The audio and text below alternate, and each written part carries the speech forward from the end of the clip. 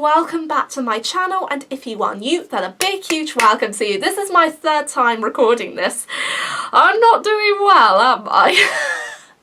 No, I'm not really doing very well. Today's video is something that's a little bit different than usual. It is Disney related, but it's kind of like the same topic but focused on different movies.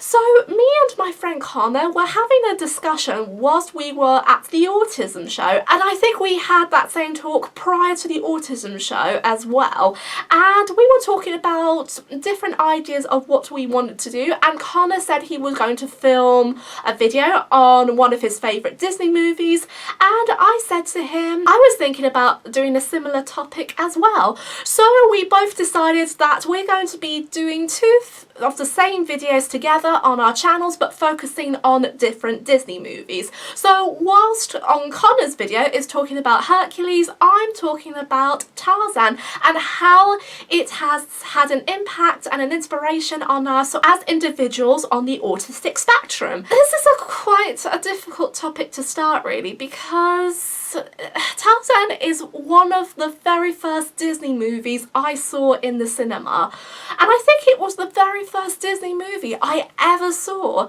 and at the time I was around 5 or just coming up to 5, but I imagine I was 5 years old. I don't remember much of it, but the few things I can remember was when Tarzan and Jane were holding hands for the first time, and seeing that in front of a cinema screen had a really huge impact on me, and I still remember it as one of my early memories. And since that moment I became so open to Tarzan, and as I grew older and older it became one of my favourite films of all time, but it also became the most biggest impacts of all time, but in a good way. And in a good way I mean a variety of different topics. But yeah, the Disney one is quite different, and I have read the Tarzan books when I was a teenager, the actual ones before the Disney movie. They are so gruesome. Really, they are a lot gruesome than you think they are, and it involves like a lot of violence and a lot of other stuff.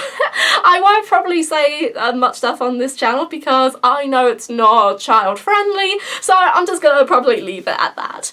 But I know I love the books, but I'll always have a special heart for the film. The mid-quel to Tarzan I really like as well, but both of them have these connections in various different ways. But for the first film I'm gonna look into depth a bit more, because I know that growing up Tarzan, it became sort of like, I don't know, like a therapy method, but I don't know if that's a good description of it, but it's kind of like a film that you always feel that you want to be cheered up. But it's also one of these films that just makes you stop and reflect on your own life, and this is me in my case, because every time I watch it I just look at it and I just think, yeah, that's me. That's really me. I'm Tarzan. I have been in some of these situations, trying to fit in, trying to be the best I can be, trying to please others, and trying to be in situations without getting bullied. And that was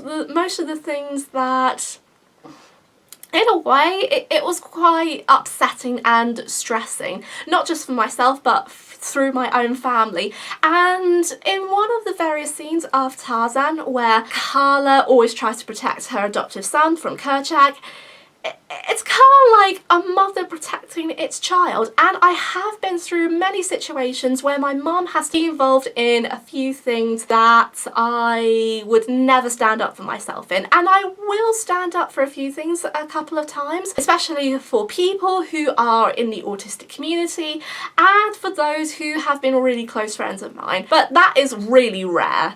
And most of the time whenever I feel bullied or someone says things to me that in a negative sort of way, my confidence crashes down, and when it crashes down I just don't know what to do. But then when it does crash down I just think, what would Tarzan do?